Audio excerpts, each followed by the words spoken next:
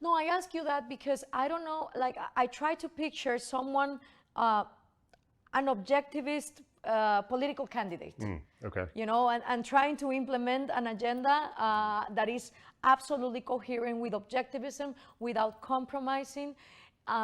If that would be feasible in today's world, because the only reference that I can see in the United States is Ron Paul, for example, or Gary Johnson on the last elections.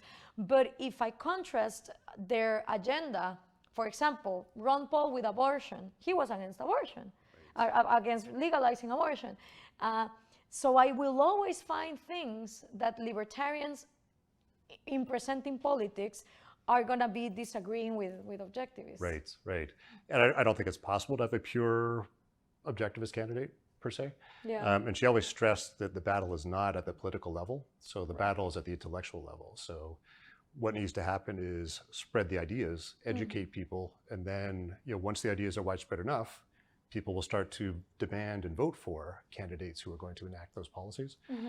She said a political campaign is not the time to try to educate people. So if people don't have those ideas and you try to run as as a pure free market person, you're just not going to win because the people are not going to vote for you. The ideas are not well known or they're not accepted and so on.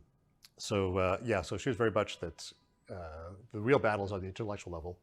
But that doesn't mean you can't support a candidate who's mixed. So, she, in her newsletters over the years, she would make recommendations or her opinion on who the better candidate was in different elections. So she's not against endorsing certain candidates over other candidates. Yeah.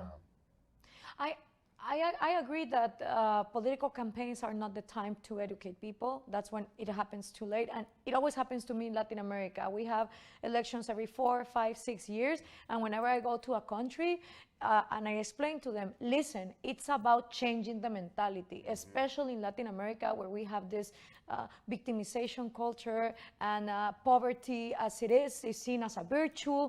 And so I try to explain to them, this is about a psychological shift, and it was predicted since 200 years ago by Simón Bolívar and our founding fathers. They were like, listen, societies here are not ready to be free because they don't want to be responsible. That's the principle of the individuality, right? Freedom means responsibility, the ability of responding on your own acts.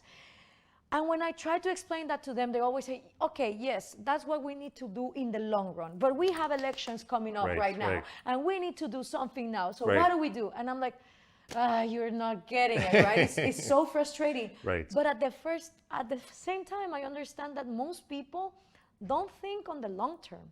They're always thinking on the short term. And maybe both things can coexist. You do the intellectual work on the long run, but at the same time, we have to prevent some lunatics to go into power, right? And you need to have like a quick fix in order for that not to happen.